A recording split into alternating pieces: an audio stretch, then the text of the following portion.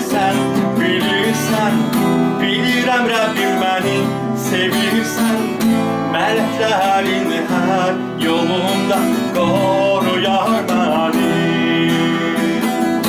Ümidimsən, pənahımsan, ürəyimə dayağımsan.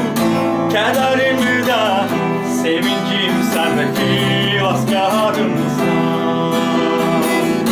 Ümidimsən, pənahımsan, ürəyimə dayağımsan. Kədərimi də sevincimsən, xilaskarımsan. Bu dünyada hər şey boşdur, qaygılarımız çəkən yoxdur. Sənsiz ömrüm mənim boşdur, sənə güvənirəm. Məhəbbətin ürək dirəyidir, sevgin sənin məni sevindirir. Bu imanla yaşayıram, möhkəm qayamısan. Ümidimsən, pənahımsan, ürəyimə dayağımsan. Kədərimi də sevincimsən, xilaskarımsan. Ümidimsən, pənahımsan, ürəyimə dayağımsan.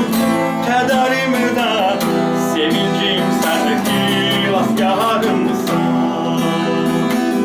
Sakit yatıram, sakit dururam. Heç nədən daha mən qorxmayıram. Həyatımı sənə verdim Rəbbim, qəlbim azad oldu. Xoşbəxt oldu hər bir günüm, qorxuların özünə mən güldüm.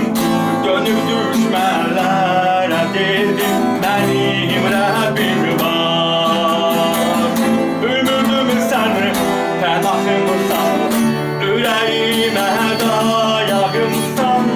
Kədərimi də sevincimsən, xilaskarımsan. Ümidimsən, pənahımsan, ürəyimə dayağımsan. Kədərimi də sevincimsən, xilaskarımsan. Ümidimsən, pənahımsan, ürəyimə dayağımsan. Kədərimi də sevincimsən, xilaskarımsan.